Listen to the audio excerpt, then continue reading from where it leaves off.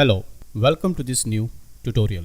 In this tutorial, we shall talk about power, and following are the major points which will help us to understand what power stands in political science. So, first would be meaning and definition of power. Second, differences between power and force. Then, characteristics of power, followed by sources of power, then types of power, and last, forms of power. So, let us begin with the first, meaning and definitions of power. Well, the concept of power occupied a respectable position in the modern discussion of politics since the beginning of 20th century. In the words of Robert Dahl, power, influence, and authority are commonplace words that ordinary people share with political practitioners and political theorists. Therefore, power is central to the study of politics, and politics is nothing but struggle for power. According to Hubbard and Edward, power is ability to influence the behavior of others in accordance with one's own end. Whereas, according to Hans Morgenthau, by power we means the power of man over the minds and action of other men. MacIver was of the view that by the possession of power we mean the capacity to centralize, regulate, or direct the behavior of person or things. And at last, according to George, power is capacity to impose one's will over another by reliance on effective sanctions in case of non-compliance. So, let us discuss about the second point, the difference between power and force. In the view of Robert, force is manifest of power. Force means the reduction or limitation of closure of even total elimination of alternatives to the social action of one person or group by another person or group. Just to explain this with an example, when a man surrenders his money to a dacoit in order to save his life, the dacoit has achieved his objective by merely a threat of force without using it. Whereas, when the dacoit has to restore to actual force in order to snatch the money and other belongings, he has used force. In short, the actual manifestation of power is force. Hence, force is power in action, or force is power exercised. Now, let us talk about the characteristics of power. So, here are the 5 major characteristics of power. Point number 1, power is the capacity to influence the behavior of others. Point number 2, power is situational. Point number 3, power depends on its use. Point number 4, power is not absolute. And last, power has 2 aspects, actual and potential. So let us elaborate these characteristics in details. Let us take first, power is the capacity to influence the behavior of others. Well, an individual or a nation wield power to the extent he is capable of changing other behavior according to his wish. Therefore, power is the capacity of an individual to get things done from other according to his desire. Moving on to point number 2, power is situational. Well, it depends on situation, circumstances, and position. For example, a teacher may exercise power on his student while he is in college, but not after he has left the college. Another example, an officer may use power and authority on his subordinate, but they may not accept his power when he retires.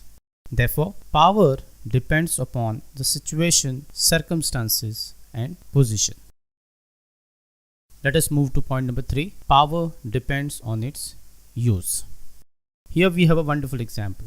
The President of India has power, but he does not use them as he is merely a constitutional head. Whereas the President of US has vast power and he actually uses them. So in short, it is the usage of the power which defines the entire aspects of power. Moving on to point number 4, power is not absolute. Here we have an example. If an individual has a power, it is essential that there should be someone who is prepared to accept its use as well. In short, power depends upon time. Power relation change with the changing circumstances. Therefore, power is not absolute.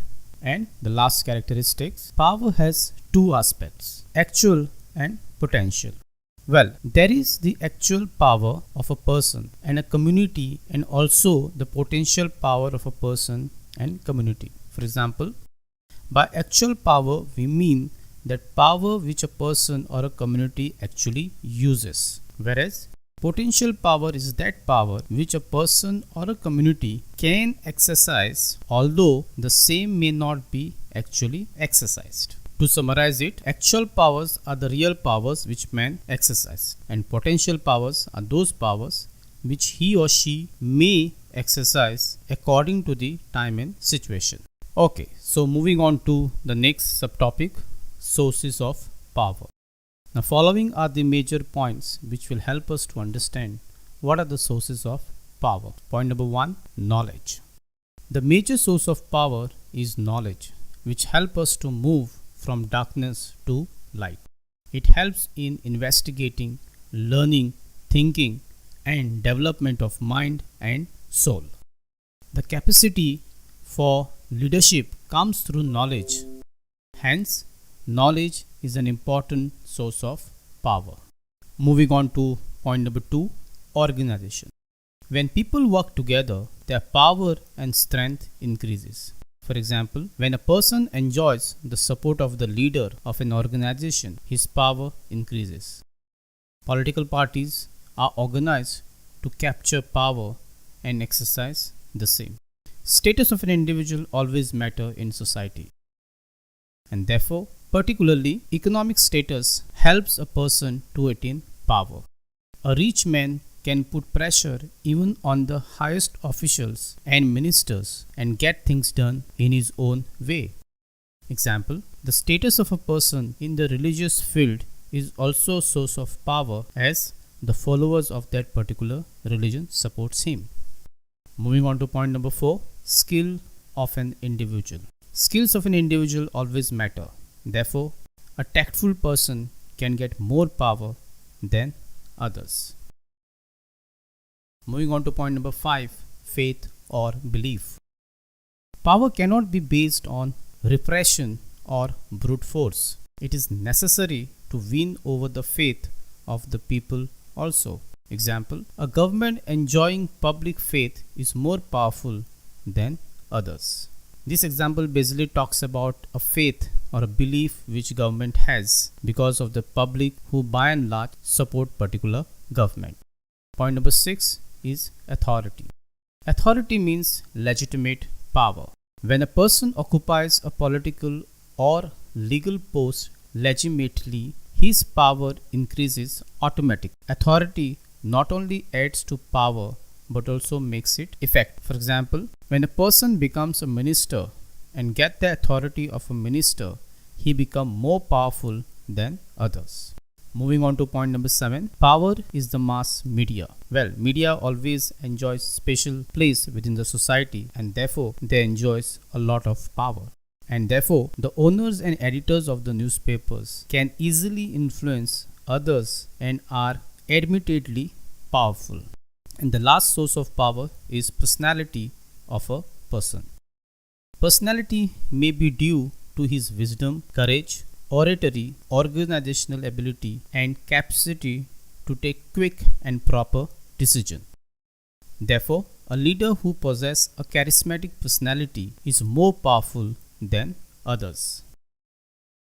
Now, let us talk about types of power. And following are the 5 points which will help us to understand the different types of power. First, money. Finance is considered as effective determinant of power.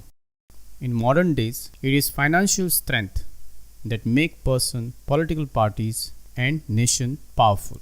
Money excelled over the resources in the capitalist system and thus is an important source of power.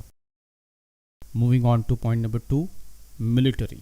Machiavelli advocated strengthening military capacity to make state powerful. Therefore, kingdom in past and nation state in modern day maintain big armies and advocate advanced weapons in their arsenal to frighten adversaries and to secure their territories. Point number 3, social status. Higher social status with special reference to gender, class, caste, clan and race has enabled the person to impose his will on them. Thus, higher social status in the social hierarchy is desired by person and groups to enjoy the privileges of power holder. Moving on to point number 4, numerical strength. In democratic polity, the number of the followers or members of particular group determines the power of the party, leader and organization. Therefore, elections are won and governments are run on the support of the people. Hence, decisions are made and influenced on the basis of the support enjoyed from the people. And last, quality of human resources. Education, committed and loyal human resource is considered as strength of the great nation. Uneducated and corrupt human resource are liability over the national resources.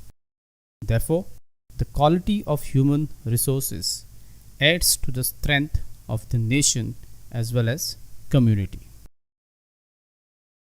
And now, finally, the last subtopic, forms of power. Here we have 6 different forms of power which shall help us to understand what are the forms of power. Point number 1, coercive. A coercive relationship exists between A and B. When A gets B to do what he wants by threatening to make things unpleasant for B if he does not comply. Basically, coercive relationship implies conflict and deprivation. Point number 2, inductive power. An inductive power relationship exists when A gets B to do what he wants by providing him something attractive or by offering a kind of awards. Point number 3 is reactional power. In a reactional power relationship, A exerts power over B or B does what A wants, not because of inducement or constraint, but because B hopes or expects that A will help him if he complies or will harm him if he does not comply. Therefore, power relationship between superior and their subordinate is usually reactional because subordinate believes that they may prosper or win promotion by complying with the wishes of the superior. Moving on to point number 4, impedimental power. In the case of impedimental power, A gets B to comply with his wishes by putting impediments or obstacle in the attainment of his goal. Example, a minister may prevent a contractor from doing his building work by withdrawing the no objection certificate. Moving on to point number 5, attrahent power.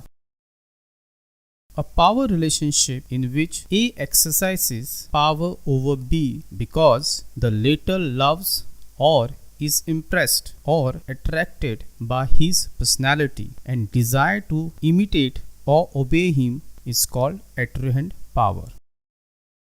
In such relationship, there is no conflict or tensions is involved as power is willingly conceded by B to A. Example, the power of charismatic leaders is generally of this kind. And last, persuasive power.